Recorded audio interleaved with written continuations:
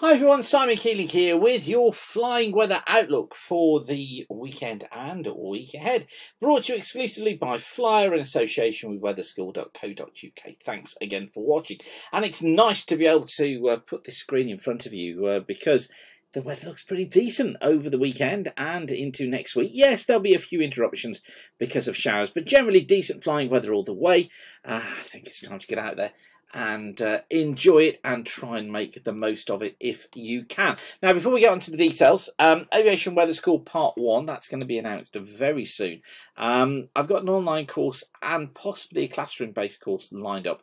Just need to finalise some dates, but if you'd like me to tell you when those are announced, go to weatherschool.co.uk, use the contact us form, and if you could just pop me across an email using that form, then I will let you know as soon as the date of that course is announced. Also, don't forget that on a Friday I send out my free weekend forecast update, so this enables me to get you up to date with the latest forecast for flying over the weekend.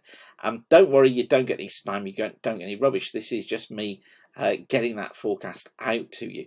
To receive that by email, just send a blank email to the address there, aviationweather-subscribe at weatherweb.net, and I'll make sure that you start receiving it. Now, as far as the forecast is concerned for today, we've got some showers across northern and northwestern parts of Scotland, as well as Northern Ireland, but for most other areas, it's a decent day. Decent cloud basis, it's fair.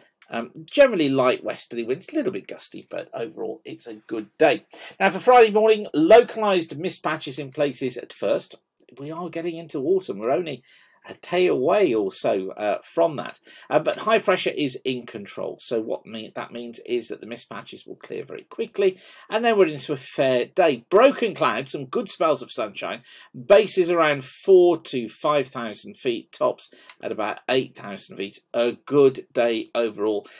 Light and variable winds, but there will be some sea breezes close to the coast, and just be prepared for some thermic gusts. It could be quite bumpy, perhaps some moderate turbulence because of that during the middle part of the afternoon.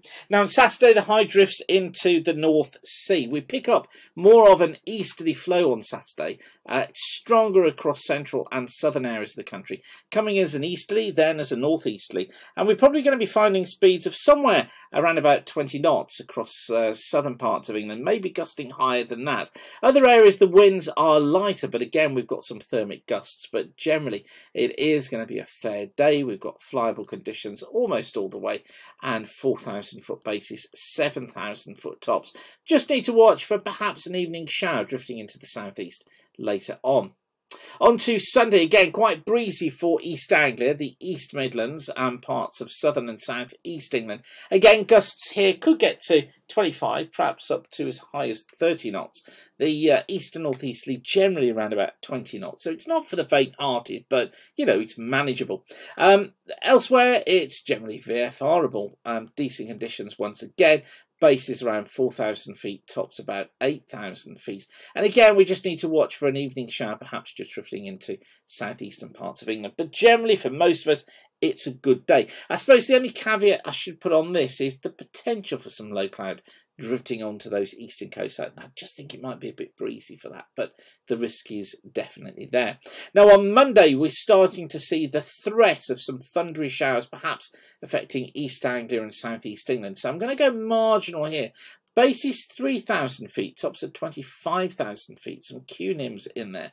A front coming into western Scotland, central parts of Ireland, southwestern parts of England. This has some showery rain along it. I'm going to say it's non to marginal along this front. Again, we're looking at bases 3,000 feet. So they're fairly high bases, tops at 20,000 feet. Chance of a thunderstorm.